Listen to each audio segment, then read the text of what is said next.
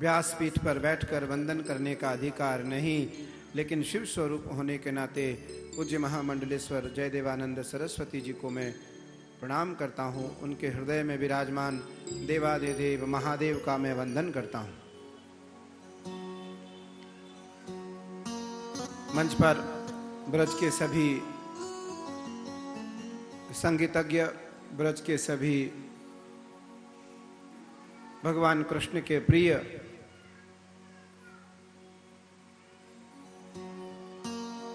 हमारे सारे वैदिक विद्वान, सभी ब्राह्मण, विप्र, द्विज,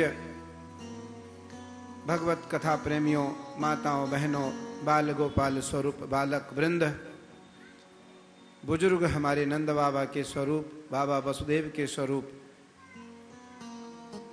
यहाँ प्रत्यक्ष और अप्रत्यक्ष भाव से इस कथा को सुन रहे सभी देवी देवता, मेरी माँ कल कल निनादनी माँ भागीरथी इस कथा की प्रथम साक्षी और कथा की प्रत्यक्ष साक्षी है।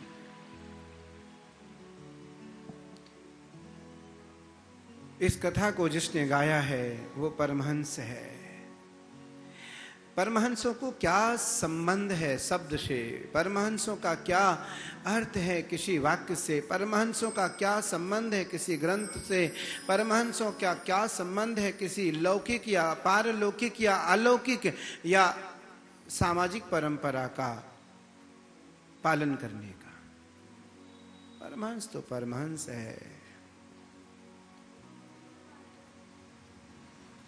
पर परमहंसों की गाई हुई श्रीमद् भागवत, परमहंसों की गाई हुई गीत, ये पीने के योग्य भी है, सुनने के योग्य भी है, श्रवण करने के योग्य भी है और मंथन करने के योग्य भी है। इस कथा के यजमान और यजमान के संपूर्ण परिवार, मैं उनकी भाग्य की सराहना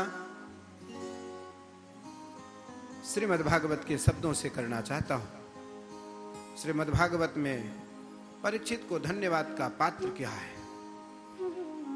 अगर परीक्षित नहीं होते तो श्रीमद् भागवत का विस्तार नहीं होता, जन जन में श्रीमद् भागवत को नहीं गाया जाता, जन जन में श्रीमद् भागवत का प्रचार नहीं किया जाता, जन जन में श्रीमद् भागवत को सुनाया नहीं जाता।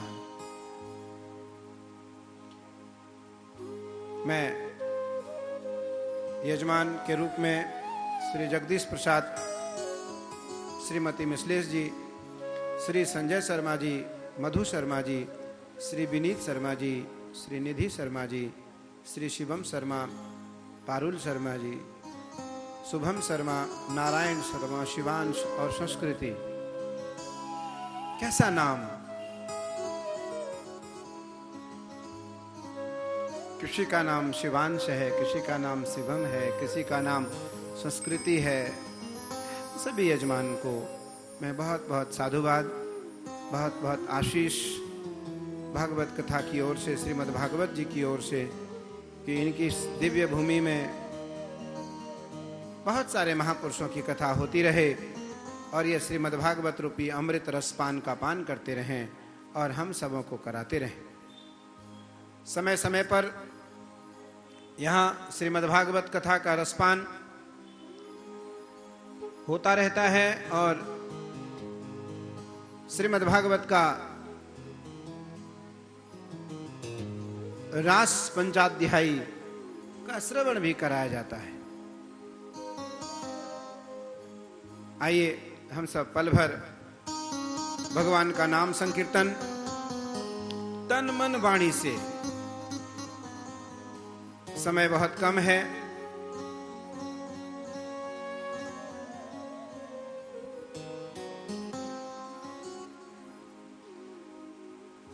हमने समय का ध्यान रखना है। आज इस कथा का द्वितीय सत्र दूसरा दिवस है। अगर हमने कथा का और समय का ध्यान नहीं रखा तो चूक जाएंगे, प्रसंग से हट जाएंगे, प्रसंग छूट जाएगा। हमें पूर्णतः समय का ध्यान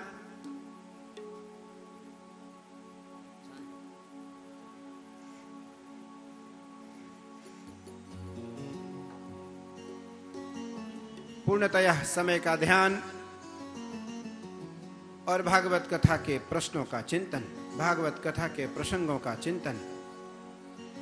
हम जब तक मनोमय मंथन नहीं करेंगे, मन में इस प्रसंग का मंथन नहीं करेंगे, तब तक इसमें से अमृत की जो प्राप्ति हमें होनी चाहिए, हम उससे कहीं न कहीं वंचित रह जाएंगे, वह हमें प्राप्त नहीं हो पाएगा। आइए हम पल भर भगवान का नामोच्चारण, अपनी हाजिरी दर्ज कराएं और पुनः कथा के प्रसंग में प्रवेश करें। हमारो धन राधा श्री राधा श्री राधा,